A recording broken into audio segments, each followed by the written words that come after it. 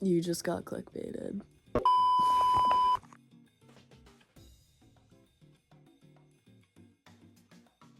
According to the Merriam-Webster Dictionary, clickbait is content that is designed to make a reader click on the link, especially when it's content that's linked to dubious interest or value. Clickbait is all around us, whether we notice it or not. It is in our everyday lives when we're scrolling on our phones or looking at stuff on our school iPads. There's news outlets, websites, social media apps that are all using clickbait tactics to get us as the viewers to look at different content and essentially engage with it.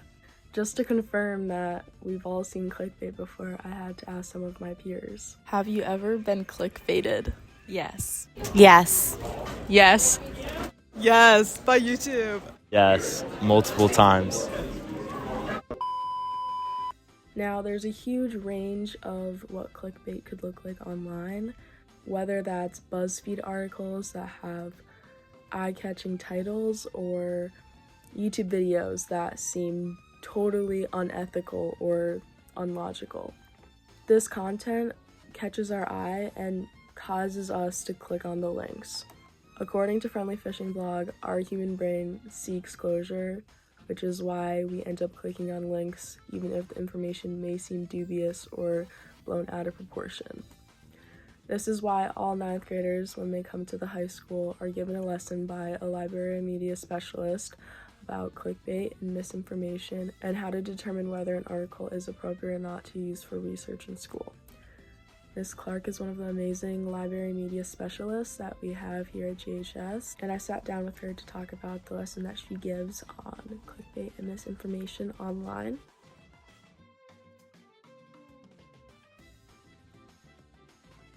Like, the more clickbait you engage in, the more that can impact your algorithm, and the more it might steer you away from articles or sources that would help to give you better research or help to give you more reliable information. The main issue is misinformation with clickbait because sources and websites are focusing more on tactics on how to drive engagement in and revenue in rather than the information that they're actually producing. But the more and more you click and keep continuing, you fall down that rabbit hole and might see some more sensationalized information, most of which usually has no basis in fact, so that is not great. On top of all this, some online users just say clickbait is straight up annoying and can cause them to feel deceived or disappointed by the information that they're given. But wait. If you're a glass half full kind of person, let me tell you why clickbait can be good.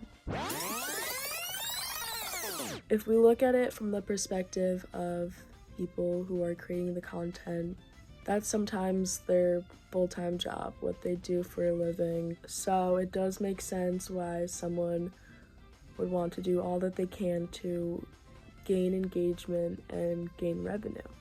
I sat down with my manager at a local restaurant that I work at in my town to discuss what he does for social media postings for the 2 restaurants that he works at. I am Joshua Balestis. I am a restaurant manager here at Cotton Hollow Kitchen, but I also help out at another restaurant called Ganymede, helping out with both of their social media platforms. So I run currently the Cotton Hollow Kitchen Facebook and Instagram. The Instagram and the Facebook both have over 4,000 followers. For Ganymede, they have a lot more Facebook followers with about 1,000 and probably a little under 500 for Instagram.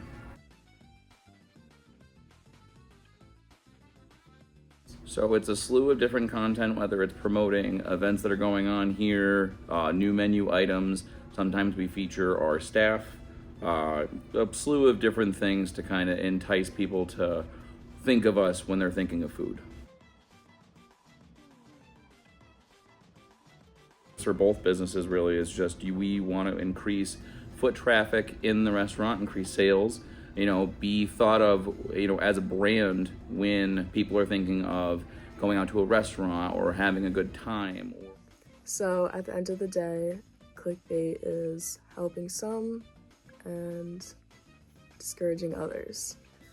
Who really knows what the real answer is about whether clickbait is good or not? So I guess I'll have to let you guys answer that one.